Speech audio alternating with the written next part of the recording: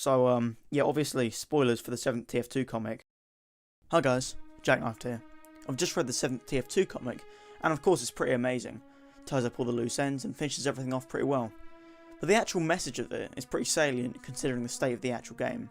The flashbacks to the 1800s really put into perspective how old some characters in the TF2 universe are, and the Administrator and Zephaniah Man crumbling to dust feels like a clear sign that the Gravel Wars are over.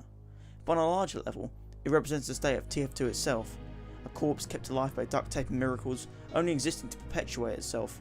Every round played of TF2 exacerbates why the game is still alive, because people play it, renewing its relevancy. The same is true in the canon as we now know Zephaniah. He was only kept alive to continue the feud.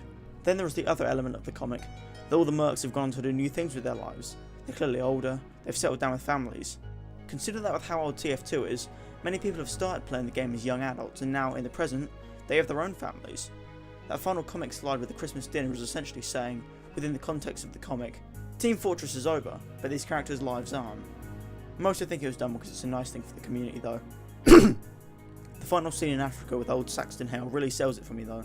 He's ancient by now, but still wrestling animals of course, but that line at the end got me thinking, what's the matter Mags, you want to live forever? It's pretty astounding that TF2 has survived as long as it did. It was basically the first live service shooter, or at least set the standard for ones that followed, item shop, loot boxes, etc. I would say that it survived far longer than most of its competitors. In any other game like this, especially considering the age of it, you'd expect the publisher to have pulled the plug on it or shut down all the servers or force everyone to use some barely functional client to play this vintage classic.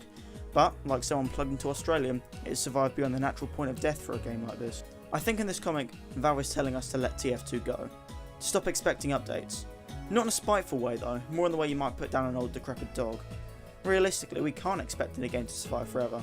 We will probably one day see some message on Steam that Valve's deactivated the servers and that only community ran ones will remain like Uncletopia. In all likelihood it will be sooner than we're ready for, but it's an easier truth to accept when it's said like this. The comic is a perfect way to send off both the canon story and the game itself, but like I mentioned before, the Christmas dinner scene makes this more optimistic. Here we see these very mortal characters, some of which even know the date they're going to die, but they've gone on to do new things with their lives. A life doesn't have to be endless for you to enjoy it, and the same is true for TF2. It doesn't need to last forever. We might as well enjoy what we have while it lasts.